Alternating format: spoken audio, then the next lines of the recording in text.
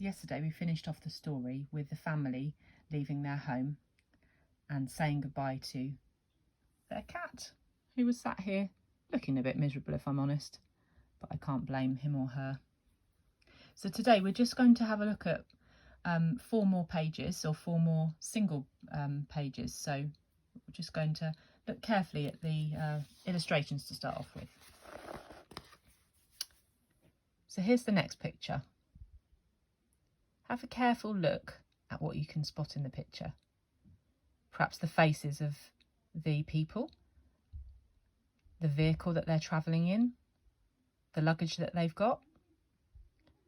What time of day do you think it is that they're going on this journey?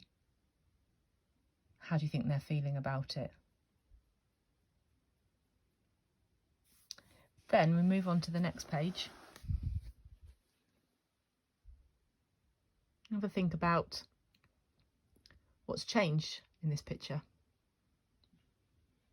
Carefully at the faces of the mum and the children. How do you think they're feeling at this point and in this vehicle?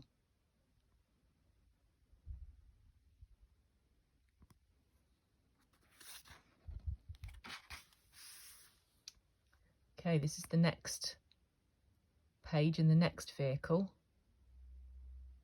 What can you see now? What time of day do you think it is? How are the characters feeling this time? And this one is the final picture we're going to look at today. What do you notice about the journey this time? The vehicle they're travelling in, the time of day, how the characters might be feeling.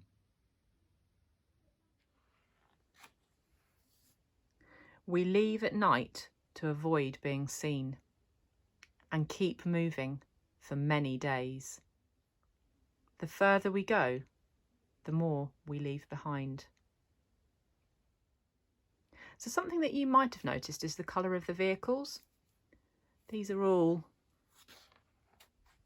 an orangey kind of a colour. It's quite interesting if you think about when orangey warm colours have been used before in this story. Is it suggesting safety? Is it suggesting danger? What do you think?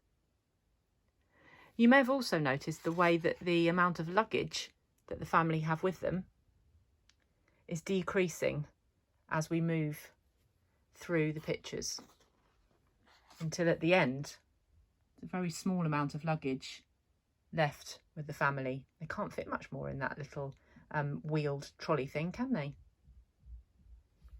Also, at the beginning, the mum's driving, probably their own car, I would have thought. But as we go through, other people are driving.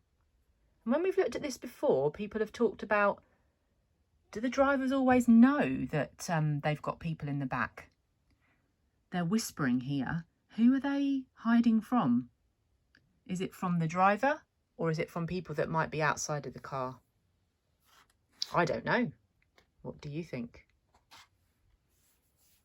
And they've certainly been travelling for more than one day, because it starts off in the dark and moves through the light and ends up in the dark again. But do you think it's just one day? Or do you think it's perhaps a little bit longer than one day? The landscape's changing as well, isn't it? We begin in this kind of foresty area. We move through these hills. The land has become flatter, looks drier in this area. And then back to another forest of different kinds of trees.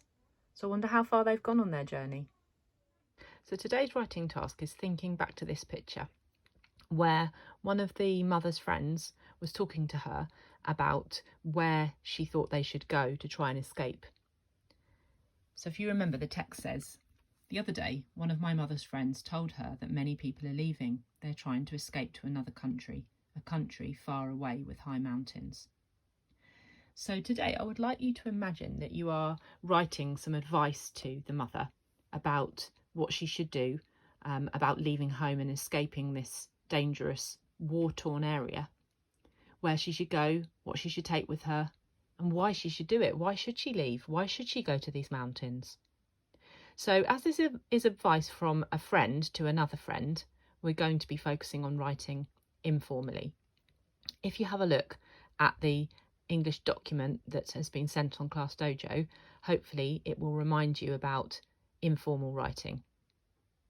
And then tomorrow we'll move on and read the next part of the story.